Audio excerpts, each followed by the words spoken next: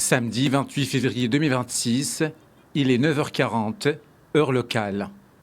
À cet instant, des frappes aériennes israéliennes ciblent un complexe de commandement situé rue Pasteur, dans le quartier politique le plus sécurisé de Téhéran.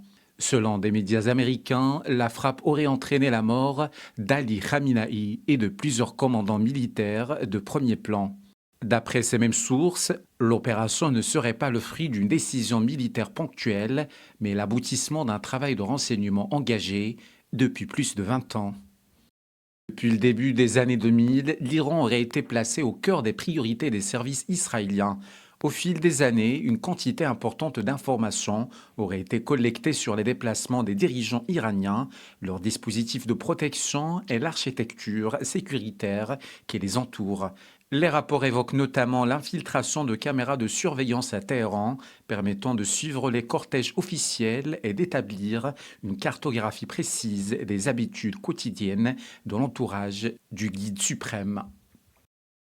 Ces informations auraient été soumises à une analyse technologique avancée par des unités spécialisées du renseignement israélien. Dans la phase décisive, toujours selon ces médias, la CIA américaine serait intervenue en détectant la tenue d'une réunion de hauts responsables iraniens le matin du 28 février avec confirmation de la présence d'Ali Khamenei.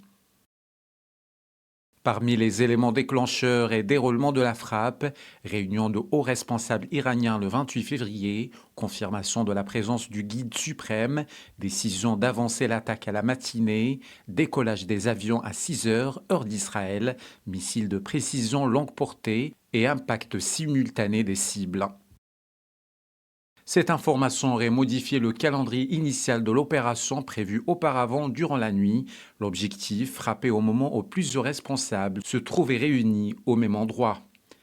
À 6 heures du matin, heure d'Israël, des avions de combat auraient décollé équipés de munitions de précision à longue portée. Un peu plus de 2 heures plus tard, les missiles atteignaient leur cible de manière quasi simultanée. Une opération décrite comme hautement sophistiquée, combinant technologie avancée, coordination transfrontalière et travail de renseignement de longue durée, et qui pourrait marquer un tournant majeur dans la confrontation entre Téhéran et Tel Aviv.